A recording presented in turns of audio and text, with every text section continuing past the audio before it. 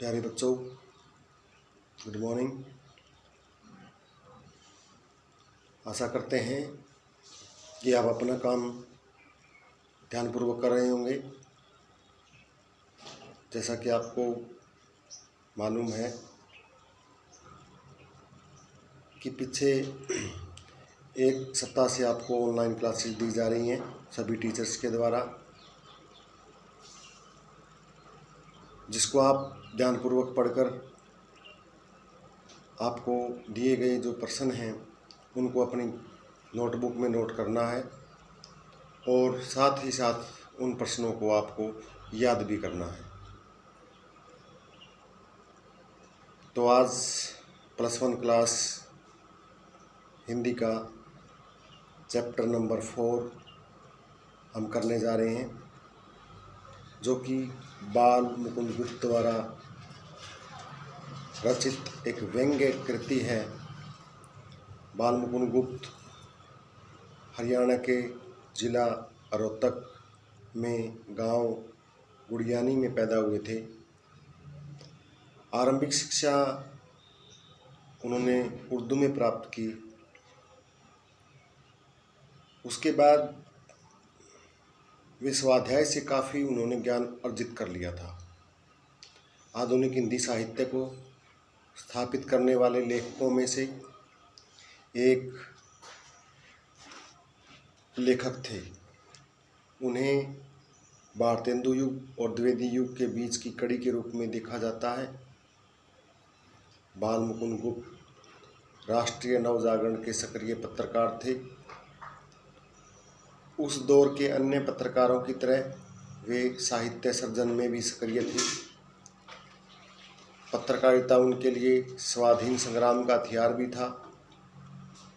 यही कारण है कि उनके लेखन में निर्भीकता, जिनके वो निडर थे, साथ ही उनमें व्यंग्य विनोद का भी पुट दिखाई पड़ता है। उन्होंने बंगला और संस्कृत की कुछ रचनाओं के अनुवाद भी किए। विदाई संभाषण जो पाठ है, उनकी सर्वाधिक चर्चित व्यंग्य कृति है, जो कि शिव शंभू के चिट्टे का एक अंश है। यह पाठ वायसराय कर्जन, जो कि 1899 से 1904 और उसके बाद 1904 से 1905 तक 2 बार भारत के वायसराय रहे थे।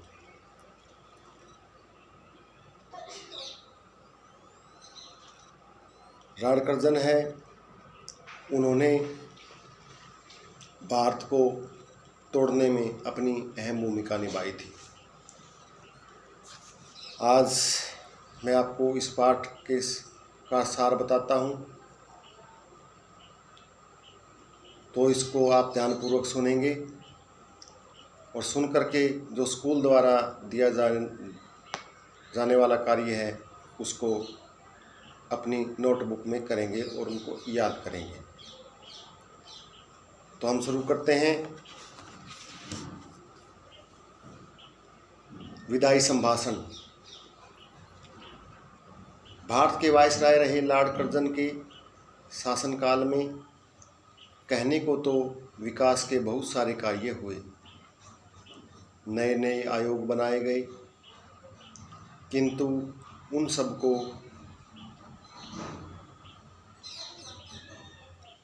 सब का उद्देश्य गोरों का वर्चस्व स्थापित करना था।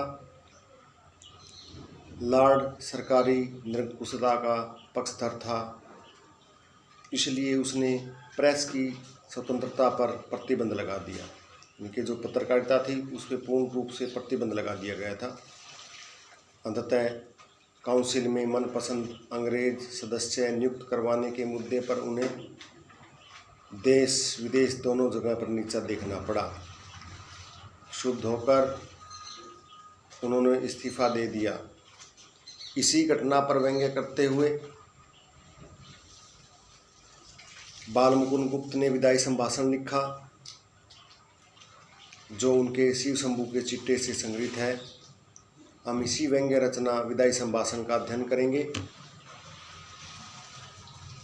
और हम जानेंगे कि लॉर्ड कर्जन ने हमारे देशवासियों के साथ कैसा बर्ताव किया था। लेखक लॉर्ड कर्जन को संबोधित करते हुए कहता है कि आप भारत में स्थायी रूप से वायसराय बने रहना चाहते थे, परंतु आपके शासनकाल का भी अंत हो गया। इससे स्पष्ट है कि ईश्वर इच्छा आपसे बड़ी है। आपके दोबारा भारत आने पर भारतवासी पसंद नहीं थे।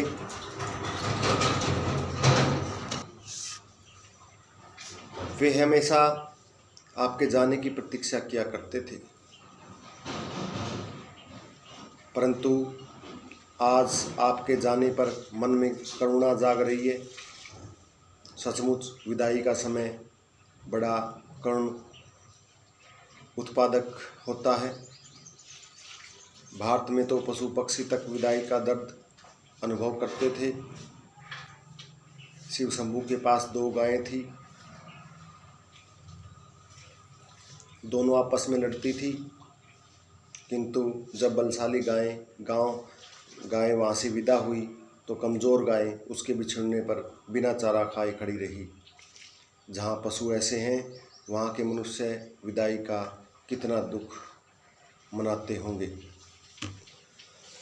लॉर्ड कर्जन के शासन का अंत दुखमय हुआ। कर्जन ने इस खेल को सुखांत समझकर खेला था। उसे आरंभ से मध्य तक सुख ही सुख मिला, परंतु अंत दुखद हुआ। वास्तव में सारी लीला रचने वाला लीला में कोई और ही है। घमंडी खिलाड़ी व्यर्थ में ही घमंड दिखाया करते हैं। दूसरी बार भारत में आने पर लॉर्ड कर्जन ने ऐसी योजना बनाई थी जिससे भारत में अंग्रेज़ों का राज सदा सदा के लिए बना रहे, परंतु उन्होंने अपनी करतूतों से ऐसी अशांति फैला दी कि आने वाले शासकों को सुख की नींद नहीं आ सकेगी। उन्होंने स्वयं भी संकट सहे और भारतीय जनता को भी दुखी किया। भारत के लोगों को इस बात का दुख है कि भारत में लॉर्ड कर्जन की शान सबसे ऊपर थी। दिल्ली दरबार में ईश्वर तथा महाराज एडवर्ड के बाद उनका स्थान सर्वोच्च था। उनकी कुर्सी सोने की थी। जुलूस में उसका हाथी सबसे ऊंचा और आगे था, परंतु इतनी शान के बावजूद उन्होंने ब्रिटेन के एक जंगी लाट के सामने नीचा देखना पड़ा। कर्जन ने काउंसिल में गैर कानूनी कानून पास करके था कन्वोकेशन में अनुचित भाषण देकर अपनी धीरता गंभीरता का दिवाला निकाल दिया। उधर विलायत में उन्होंने इस्तीफा देने की धमकी दे डाली, जिसे स्वीकार कर लिया गया। भारत में उनके इशारों पर ही हाकिमों को नाचना पड़ता था। इन्हीं के इशारों पर देश की शिक्षा और स्वाधीनता नष्ट हो गई थी। उन्होंने ही बंग देश के विभाजन की योजना बनाई थी, उनके बांग्लादेश, परंतु उनके अपने देश में एक फौजी अफसर उनके कहने पर नियुक्त न हो सका। परिणाम स्वरूप उन्हें पद से इस्तीफा देना पड़ा। भारतवासी लॉर्ड कर्जन की यह पतित दशा देखकर अत्यंत दुखी हैं।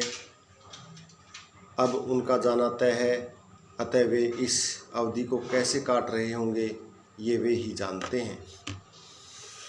लेखक लॉर्ड कर्जन को उनके मनमानीपूर्ण शासन की याद दिलाता है। कर्जन ने यहाँ मनमाना शासन चलाया, आँख मूंद कर और कान बंद करके शासन किया।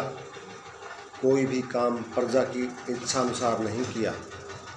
केसर और जार की प्रजा के घेरने घोटने पर उनकी बात सुन लेते थे।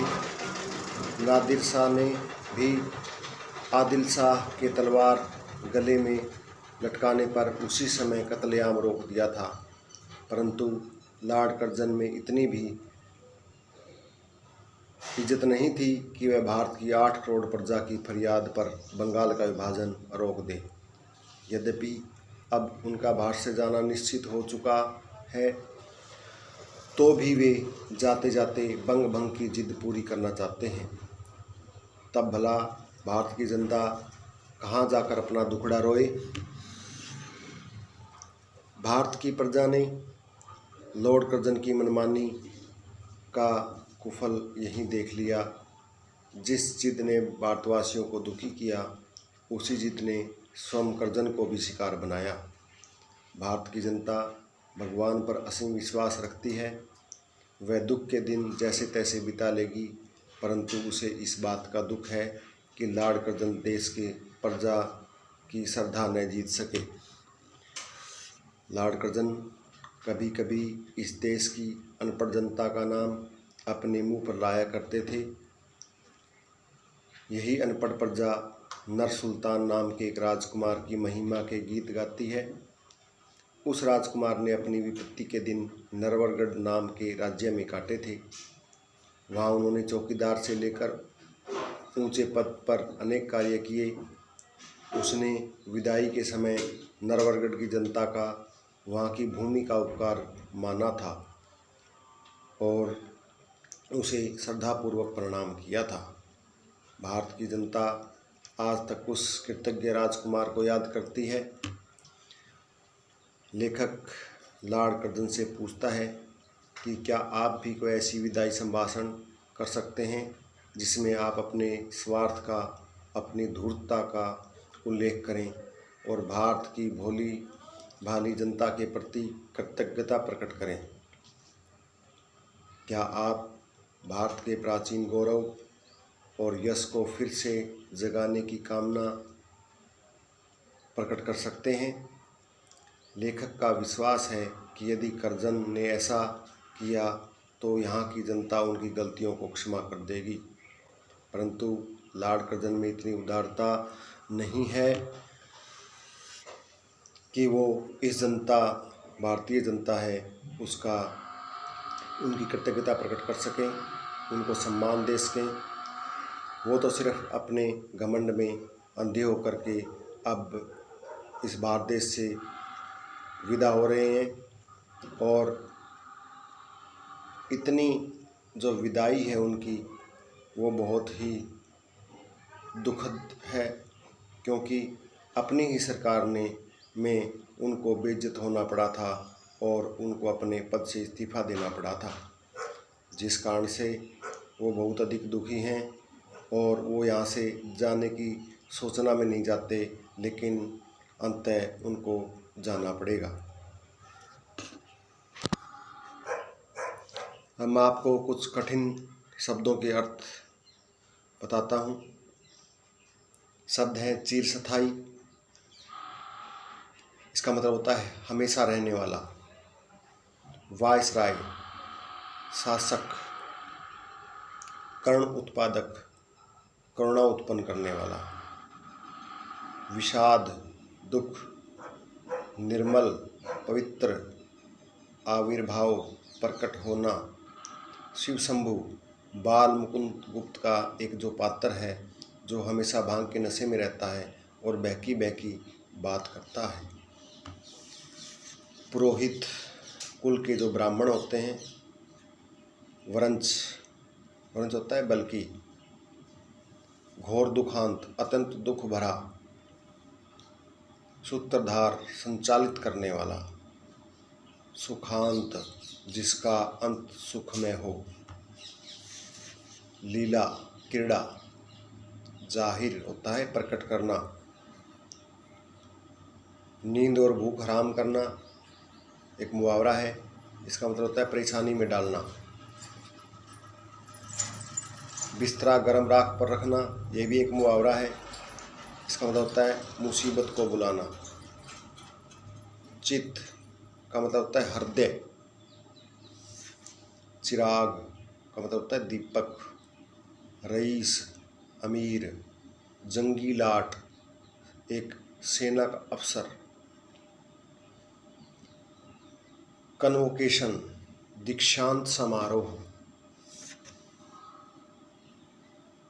तिलांजलि देना, छोड़ देना, पायमाल होना, नष्ट होना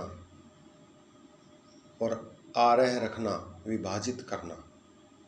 तो ये कुछ कठिन शब्द थे जो इस पाठ में आए थे। अब आप इस वीडियो को ध्यानपूर्वक सुन करके जो दिए जाने वाले प्रश्न हैं उनको अपनी कॉपी में नोट करें और उनको याद भी करें। धन्यवाद।